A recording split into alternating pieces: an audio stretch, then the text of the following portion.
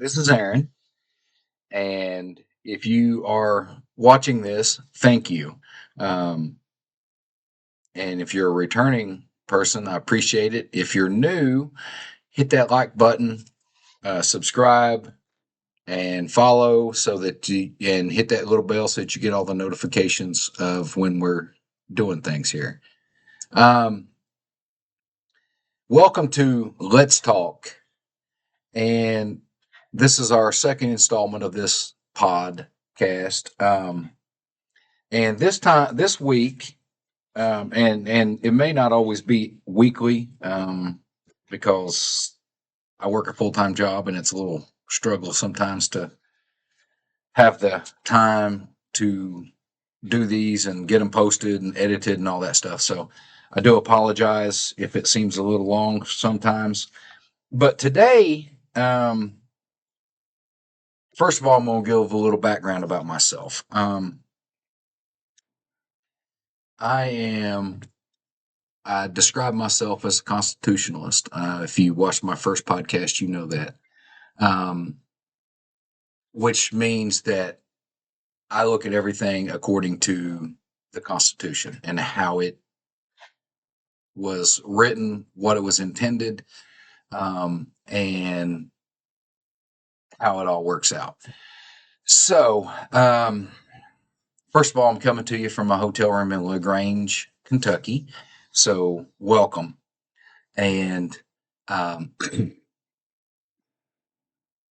to give a little background on myself, I am a father of two sons. Our oldest was in the Army National Guard, and our youngest just recently, a couple weeks ago, uh, got out of the United States Marine Corps.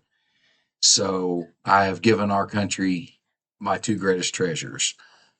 Fortunately, nothing bad happened to either one during their times of service. So I'm very excited about that.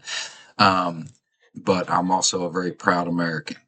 So everything that I talk about comes from my love of country and my love of what our country is.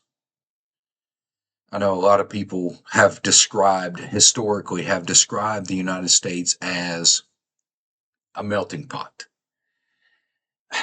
I disagree with that. And let me tell you why. I describe the United States as a salad. Okay. A melting pot kind of gives the connotation that when everything comes together, you lose what you were. And that's not true. It's not. Um, that's why I describe the United States as a salad, because a salad has all kinds of different great parts to it. You have the lettuce and the ham and the bacon and the tomatoes and the onion and the cheese and the dressing and the just everything that you like in a salad, chicken, whatever you like in a salad. But it's made up of all these individual parts, but those parts are still individual, if that makes any sense. So the United States, we are a country of immigrants. Okay, so let's just start that out from the get go. Um, but the immigrants of our country, we keep, ideally, we should, as we become American, because we have a way for you to become American. We are the only country in the world that I am aware of where you can become a certified actual citizen of that country, except Israel, but they call it something different, and it's not technically a citizenship. It's I can't remember what it's called, but anyway, um, but and you can only do that if you are a Jew for Israel. But for the United States, we take any and all comers. But you have to come in legally. Okay, and there's proper ways to do that. That's another whole argument. Won't get into that because that's too argumentative. And as I stated in our first one, I tend to stick to facts. And the facts are, if you cross our border into the United States illegally, you are a criminal, period. Doesn't matter if you commit a crime once you're on the United States soil. The problem is once you cross that border illegally, you are a criminal, period. So there's no whining, no crying, nothing like that. You're a criminal, okay? And when you get caught and sent back home, sorry, um, try it again legally, okay? But we'll leave that alone. That isn't anywhere near what I wanted to talk about today. But what I do want to talk about, I want to give a little background on myself, why I feel like that I should be able to do this podcast. Number one, because number one, I'm not an idiot. Number two is I want to try to give facts where I can.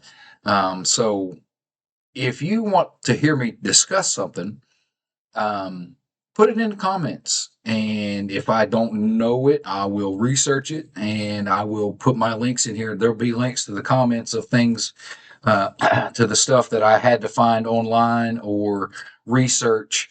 There'll be links in the comments of this video, in the description of this video. But I earned my degree in university studies from Morehead State University in 2006. Now, prior to that, my my degree, what I studied the most of was history, geography, and government. I've always loved history, geography, and government. My intention was to, at some point, become a teacher. But what I really wanted to do with my degree from Morehead State when I started college was I wanted to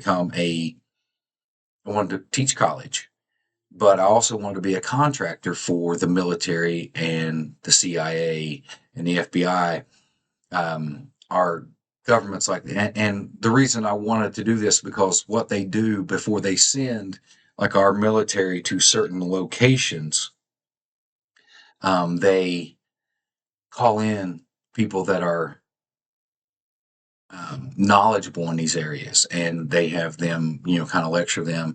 Like when we went into Saudi Arabia in the 90s, to fight against Iraq and to protect Saudi Arabia, the military had people come in and tell them about things that they could or couldn't do on Saudi soil, which was, one of the things was you couldn't have pictures of half naked women in your tents, and if U.S. military, that's one of their things, They also couldn't have alcohol on Saudi soil. That's some of the things that they taught them. And that was my goal when I started college.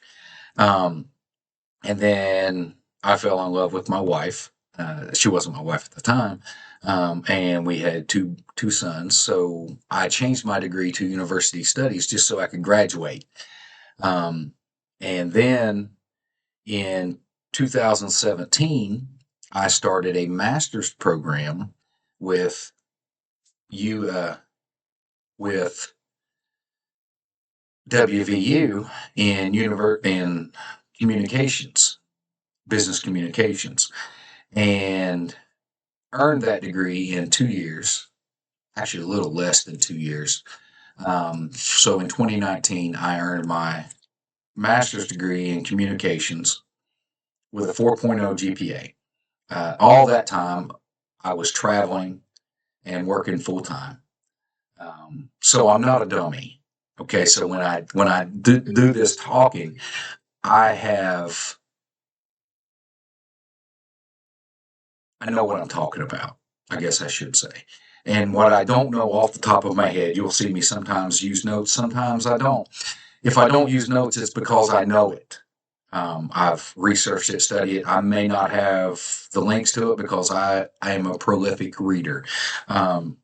So far this year in 2025, I have completed 34 books.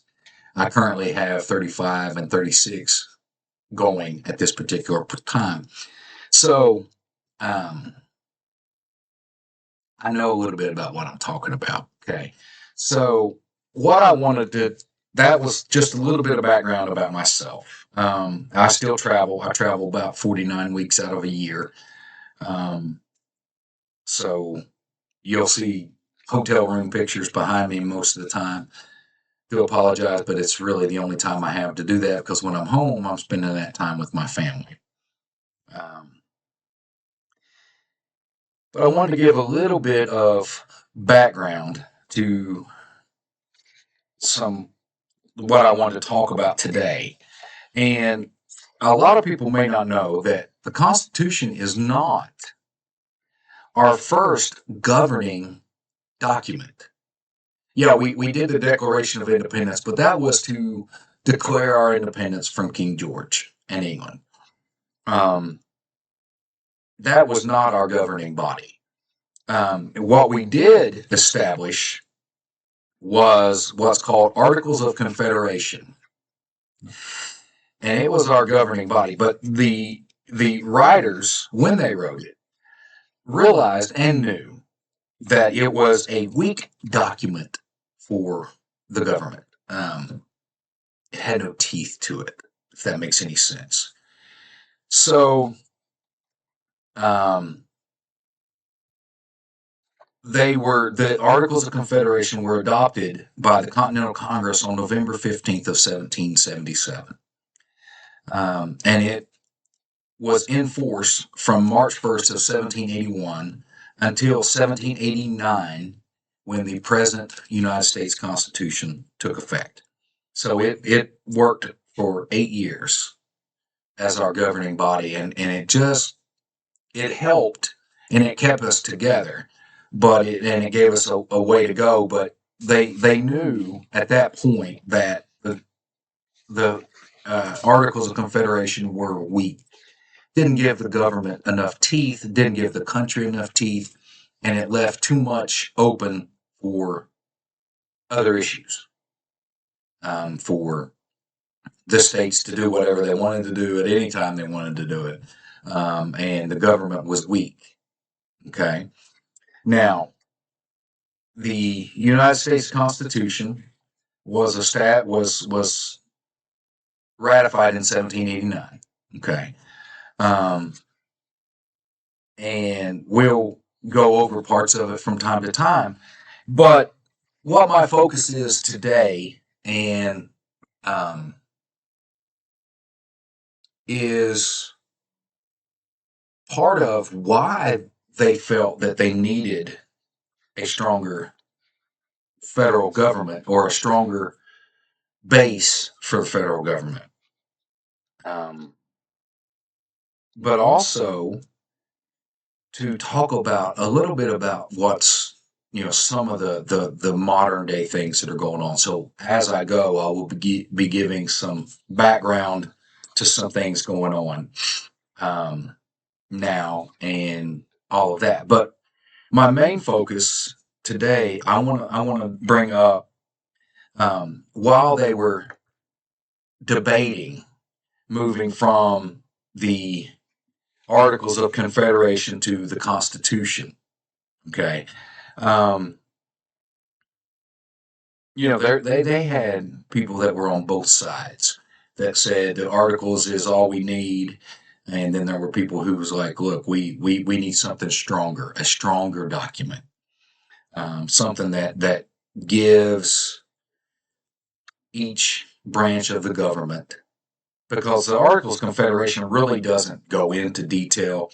It doesn't, it basically just gave, that was one of their main concerns, was that they were worried it was going to lead to another monarchy.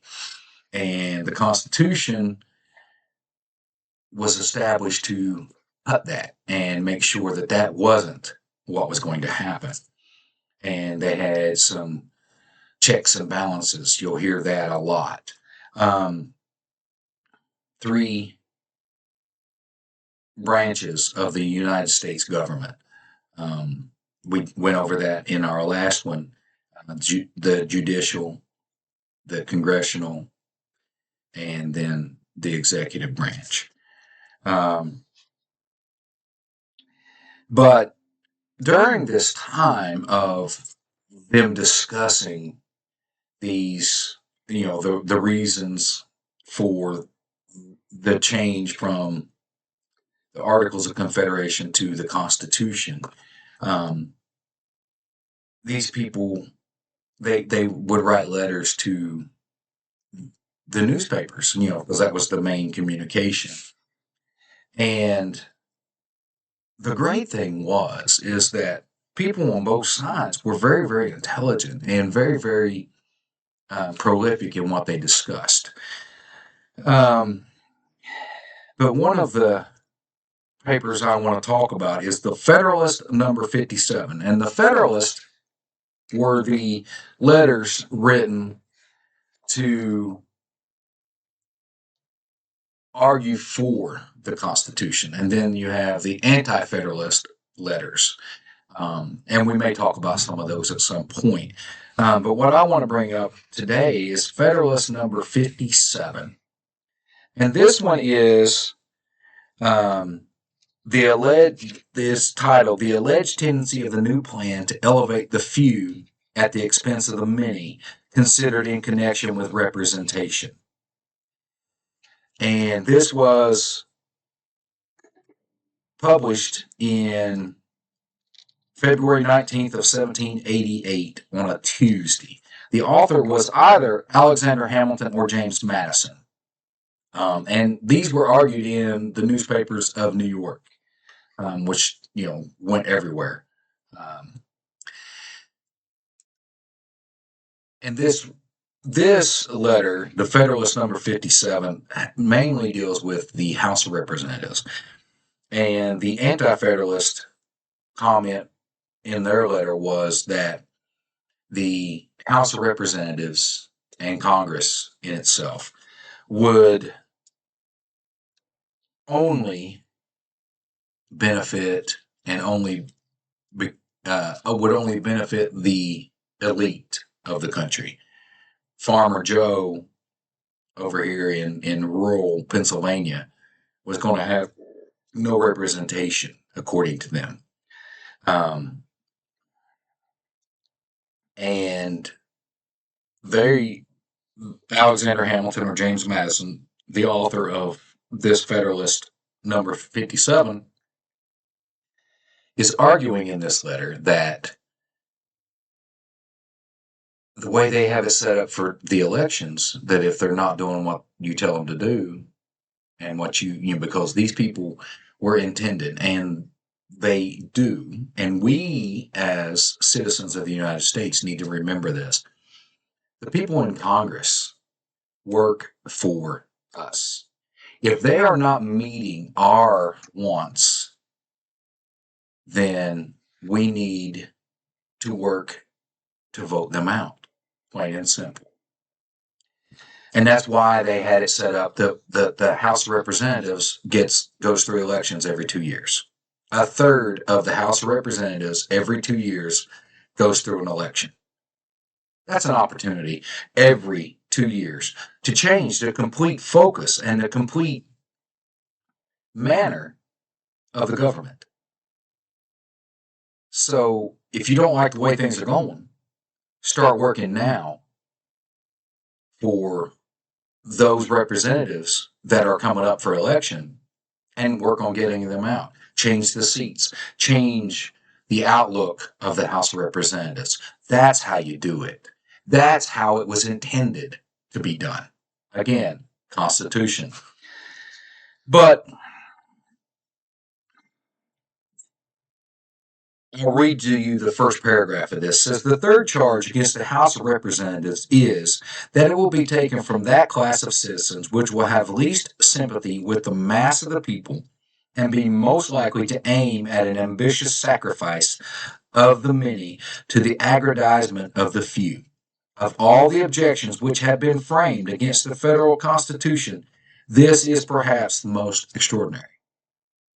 And they go on and explain that everybody has a chance to vote these people out or vote them in. So yes, when you get power, you don't want to get rid of power. Look at our federal government now. Okay, that's part of the issue. Is we've got people in Congress and in the White House and in whatever. Okay, all in all branches of the government who think that they're irreplaceable, or that, because their name is such and such, they're due this, or that this is their right, and they don't listen to the little people. Well, let me tell you how we fix that. We vote them out. Start a letter writing campaign. Argue with them. Make them have to answer you. Make them have to answer for what they're doing. If it's not what you want, then make them answer for it. It's that simple. It's in the Constitution. It's in your document. You can look this up. You can print this off. I did. I've got a little book that has it in it, but I also printed it off. Part of the reason because I can't see very well. The same as I printed off the Articles of Confederation. I've got that. You can print this stuff. You can find this information. You can read it. You can understand it. You can hold your representatives and your senators accountable. And every 4 years, you have a chance to replace the president. If he's not doing what you think he ought to do, vote him out. Vote him out. Go cast your vote. If you don't vote, you have no say in how the government is run. I know people say, well, I don't vote because my vote don't count. Your vote does count. If you don't vote, you can't complain when the government doesn't do what you wanted to do because you didn't give your voice. You didn't say what should have been said. Okay, I'm going on a complete tangent here, but let's go on. But further down in this thing, and they talked about it, they discussed it. I have read over and over and over in many, many different things as I was studying, the history, geography, and government in college, that they talked about a lot of things when they were writing the Constitution. And one of them was putting term limits in the Constitution for everybody. And they decided not to do that, thinking and hoping that the American people would limit those people. But we've kind of gotten to the point. I mean, we've got some senators that have been in there since Noah came over on the ark. Since the founding of the country. At least that's what it seems like. But they make an argument in Federalist number 57. This is one sentence I love. It says, the most effectual one is such a limitation of the term of appointments as will maintain a proper responsibility to the people. They thought that the American people would force term limits on the representatives. Okay. And I've heard arguments from different ways. Well, if you change out these people, then we lose the power. Like, even if you don't change the seat from Republican to Democrat, but you get a new Republican, he's a younger person, so he doesn't get the good seats. He doesn't get the good committees. He doesn't get the chance to make a difference. When he got elected, or that individual, we'll go with he or she, when they got elected, they had the chance to make a difference. It doesn't matter if the only committee they're on is trash committee, okay? They're there. They still have the opportunity and the potential to write legislation, to propose legislation that could change the history and the future of the country. Doesn't matter. We do not need people to get into Congress, either house, the House of Representatives or the Senate. And let's see. I'm trying to figure out. To me, it should be a 6 years period. Okay, so for a senator, that would be one term. Period. Now they can't, and this is the way to me, it needs to be written as one term. Period. They can't do one term in the House and then 3 terms or one term in the Senate and then 3 terms in the House. 6 years. Period. That's it. Okay. I also think that should also help limit our presidency. We have a constitutional amendment, the 22nd Amendment, that limits the terms of presidency to 2 terms. Why can't we do that for the House? Why can't we do that for the Senate? We should. That shouldn't just be for the president. That should be for all of them. 2 terms, you're done. Okay, whether you want to do 1 term in the House or 1 term in the Senate, that's fine. You're done. Okay, if you do that, that's 8 years, you're out. Okay, you cannot run for any other government office on the federal level. I know that makes a lot of people cringe and upset, but how else do we hold them accountable? How else? We can't, because they get in there and, how can you make $100,000? That's your salary, and you come out of the House as a millionaire. How is that? How? Okay, explain it to me. Can you explain it to me? If your salary is $100,000 and yet you come out, and you are making $1 million, there's some cheating going on. I mean, you can't do that in a business. If your salary is $45,000 and as an employee of a business, and yet you, at the end of 1 year or at the end of your time there, you're a multi-millionaire, something didn't go right. You cheated somewhere. Okay, plain and simple, you cheated. There's no other argument back. And then I like this paragraph. This is this discusses, and this brings us back to Obamacare, when President Obama was president, and we got that national health care. I think it was originally what it was called, and then everybody called it Obamacare. I had a not flattering name for it. I will not say that, unfortunately, because, like I said, I like to stick with facts. But I'm going to read to you this sentence, and then you all just think about it, okay?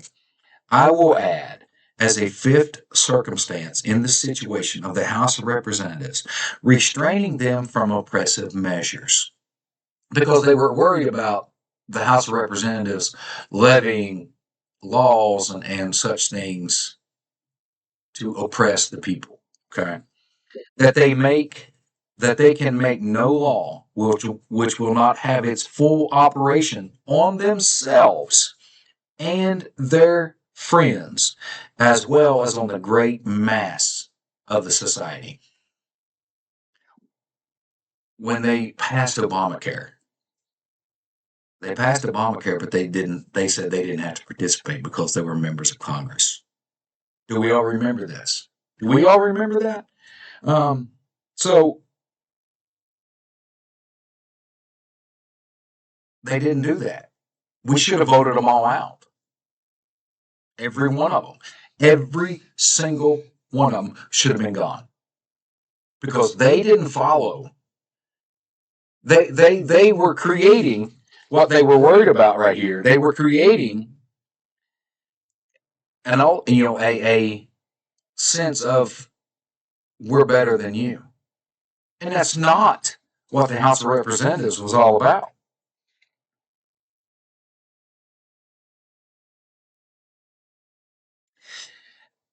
And here's their argument for why the House of Representatives should not and would not, according to them, become a merciless ruler. And it says, if it be asked, what is to restrain the House of Representatives from making legal discriminations in favor of themselves and a particular class of society? I'm interested in this answer because it seems like that's kind of what they've done, right? And why have they done? Because we don't vote them out.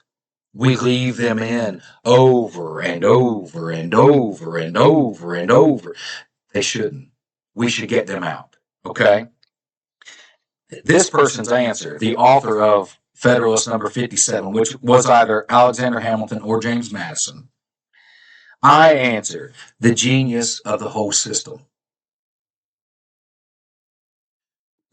Why was the genius of the whole system the reason that they believed that the House of Representatives wouldn't become like this? Because they believed, they had faith in the American people, that the American people would see, know, and understand that we needed to vote these people out, that we needed to limit their terms if they didn't, even if they didn't want to, limit their terms. Okay? The nature of just and constitutional laws, and above all, the vigilant and manly spirit which actuates the people of America, a spirit which nourishes freedom, and in return is nourished by it. You see, they believed in the American people. They believed in you. You who are listening to this today, the founding fathers, the writers of the Constitution of the United States, believed in you. Believe that you could do what is right and limit the people who go to Washington as our employees. They're our employees. They work for us. Okay? We forget that. We don't think about that. We think, oh, well, we elected them, we'll just let them. If they're not doing what you want them to do, get them out. Make them leave. Vote them out. That's the proper way. Vote them out. I am not, under any circumstances, talking about revolution, unless I'm talking about a revolution of voting correctly, voting your conscience. We tend not to do that from time to time. I don't know why we do, but we do.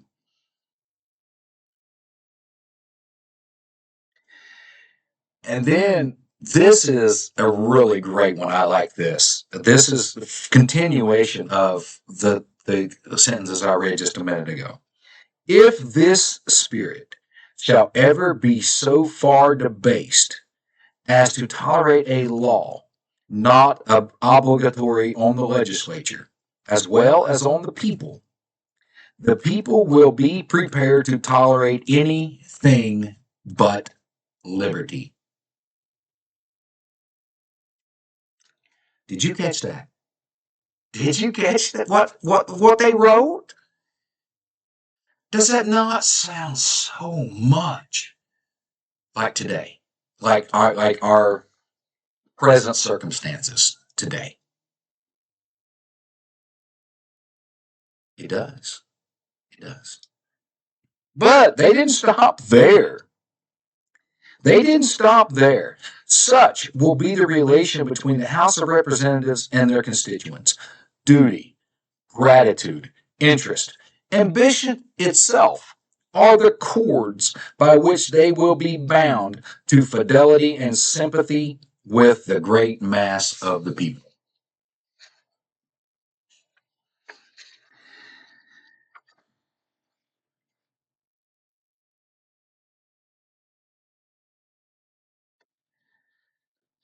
I think that's perhaps one of the strongest indictments that I've ever read on us. If this spirit shall ever be so far debased as to tolerate a law not obligatory on the legislature as well as on the people will be prepared to tolerate anything but liberty. Wow. And this was written when? When did I say this was written? In 1788? Wow. Wow. So,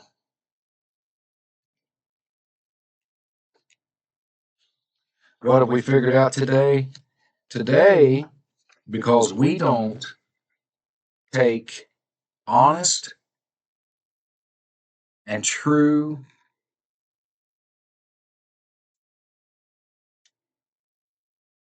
thoughts to ourselves and our posterity and our children and our children's children and the future of our country, because we don't take that serious. We want the safety of now when we need to be holding accountable those people who we feel that we're feared, that we're afraid of, that make us afraid. And I don't care, what your thoughts are about whoever is in the White House. Okay, you have a chance to change that in 4 years. Start now. Start now. Start letter writing campaigns. Start writing letters to your congressional members. And if they don't listen to you, start working on voting them out too. Okay? But at the same time, we have to hold them accountable.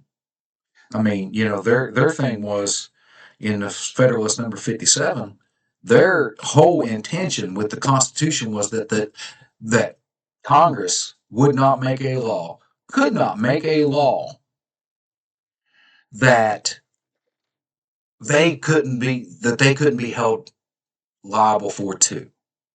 Okay? And just one simple one is Obamacare. I don't want to hear arguments about, well, it makes health care so much easier, blah, blah, blah, because it really doesn't. If you really sit down and you look at the numbers, they do not. It does not. It has not. It has actually ruined healthcare. It really has. I mean, and that's fact, and that's truth. And I'm sorry if it offends you. Actually, I'm not. I'm going to speak truth. So the truth is that Obamacare ruined the healthcare system. Okay. Insurance companies have ruined the healthcare system because they have a complete and utter control over anything and everything. And that's not the way it was intended. Healthcare was not intended to be run as a business, period. Okay? That's why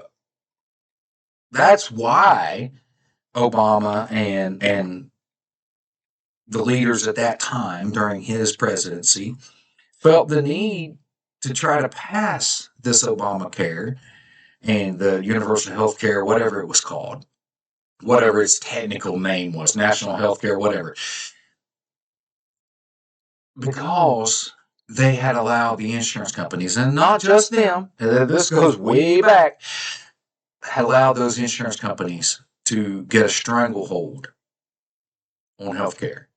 And if you didn't have a certain insurance, you couldn't go to this hospital. Well, if it's the only hospital in your area, then you couldn't get medical care. And that's wrong. That's absolutely 100% wrong.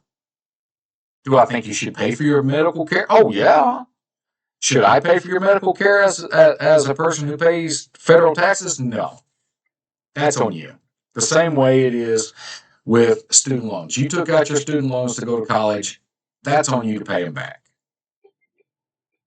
Would I love for my student loans to be forgiven? Oh, yeah. But you know what? I was an adult when I signed those papers. So you know what? As bad as I hate it, I'm going to pay them. I don't want to. I would love for somebody else to do it, but who else is going to do it? Because I keep going to work, I keep paying my taxes, and guess how that gets paid? Mm-hmm. Exactly. So now to go back to why they felt the need for the 22nd Amendment. Okay. So let's give a little history to FDR, because FDR is the only president to have ever served more than 2 terms. Did you know that?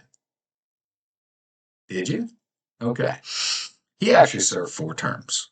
Well, he got elected for the 4th term. He didn't quite finish it out. He kind of died. Kind of lousy, but he died. But the reason this brought about is his first 2 terms of his presidency, he battled the Great Depression. Now, how did the Great Depression come about? Now, this is where some of my history comes in, okay? The League of Nations was founded at the end of World War I by the victors of World War I. And as part of the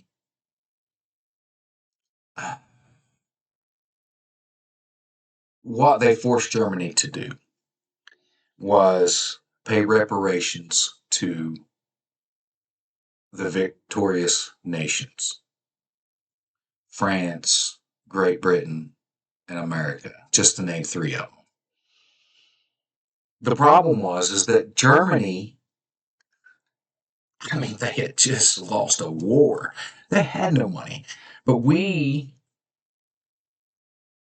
had put so much into, we're going to get paid back for this. So we kept spending money, and we kept printing money. And then there was just nothing left. Germany couldn't repay us because Germany had nothing. And that led to Black Friday in October of 1929, okay, which led to the Great Depression. And so FDR, when he was first elected, he was elected as, I'm going to work to bring us out of the Great Depression. And he did some really great things. But if you look back to all that he did, if I'm not mistaken, and I'm pretty sure I'm not, he was the first one to establish income tax. In a depression, people, in a depression, okay? Really? And it was intended to be temporary. It was intended to help fund the government till they could get back on their feet. That was in, 1929 was the Great Depression. So what are we looking at? Almost, almost 100 years. And we're still paying income taxes. And it just keeps going on. But in addition to that income tax, then we added sales tax, and then we added tax on producing things. I mean, come on. Now, we did have taxes levied by the federal government and by some states. George Washington actually fought a rebellion in Pennsylvania against Pennsylvania farmers. It's called the Whiskey Rebellion, I believe is what it was called, because it was easier for the Pennsylvanians to convert their corn to whiskey. Well, the government taxed whiskey. Well, they got mad because they're like, well, we're only doing this because it's easier for us to transport whiskey than it is our crop of corn, and this is how we make our money. And they refused to pay taxes. Well, Washington called out the army, and they paid their taxes. So he was president from 1933 to 1945. So he ran on getting us out of the Depression. His first 2 terms dealt with the Great Depression. His second 2 terms dealt with World War II and us being in World War II and starting World War II. And the reason that they argued that he should have been elected, number one, for the third term was because we weren't out of the Great Depression. And their argument was you don't want to change horses midway through the stream. I mean, it's not a bad idea. It's the wrong way to do it, but I mean, it was the concept was nice. So he got his third term. Well, then we get into World War II, and then their argument is again, we don't want to change horses midway through the stream. So since he was the president at the start of the war, then he needed to be the president at the end of the war. He needed to keep us going so that we stayed the same. Again, I mean, it's a wonderful idea, dangerous idea, but a wonderful idea.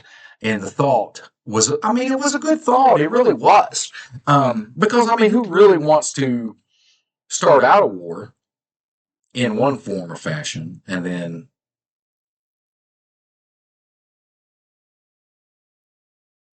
somebody new takes office and changes the entire thing? I mean, if you want a good look at that, look at Vietnam. Look at the war on terror.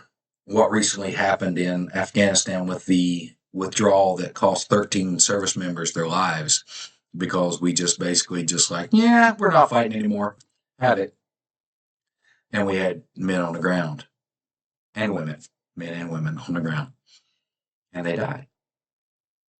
But part of that was because we had changed our horse in midstream. Okay. I understand all of that. And I have to say that, I can agree to some degree. Okay. But shortly after this, the government, the congressional members and the people panicked. Like, that was the closest to a king we've ever had. Because Washington set the tone. The first president of the United States set the tone. First of all, they wanted to make George Washington a king. And he said, absolutely not. Absolutely not. We just overthrew a king. We're not doing this again. And so he was president for 2 years, or for 2 terms, 8 years. And then he said, I'm going to retire and go home. And every president from him up to FDR either served 2 terms or was voted out after the first one. But at no point were they held by the government to just 2 terms. But then when FDR had 4 terms, like, okay, that's enough. We're out. We're not dealing with this. And then that's when we made the 22nd Amendment and passed it the proper way through the Constitution so that it limits the president to 2 terms. So my question is, if we can limit the president to 2 terms, why can we not limit our congressional members to 2 terms, 3 terms? 2 terms would be better, period. 2 terms.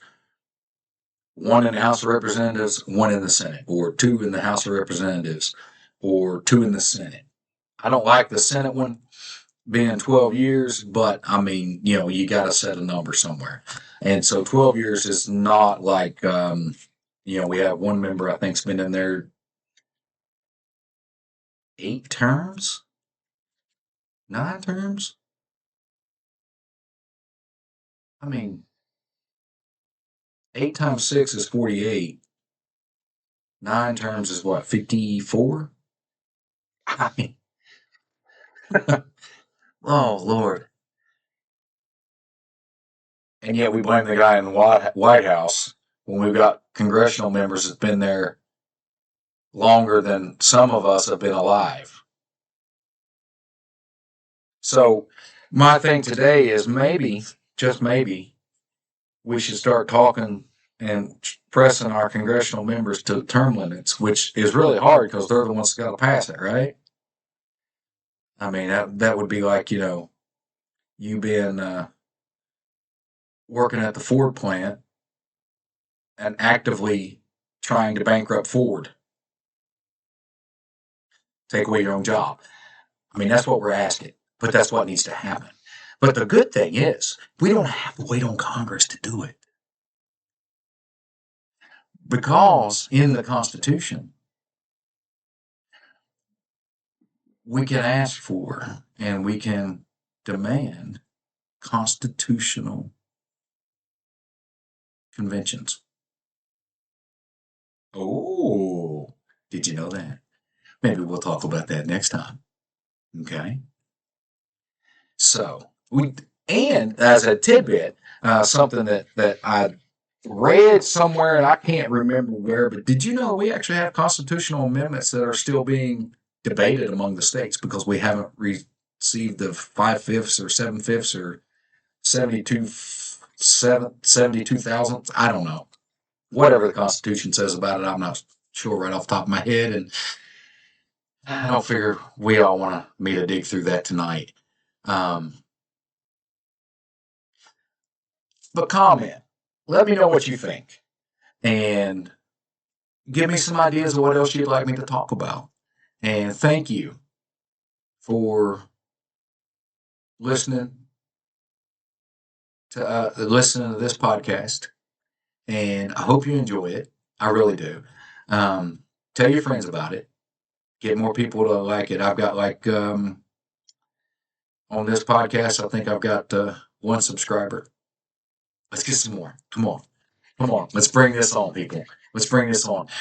And feel free to comment. I'll respond as soon as I can to your comments. Hope you enjoy them. I know I have some other videos of me reading the Constitution and the Declaration of Independence, and also our first podcast on this.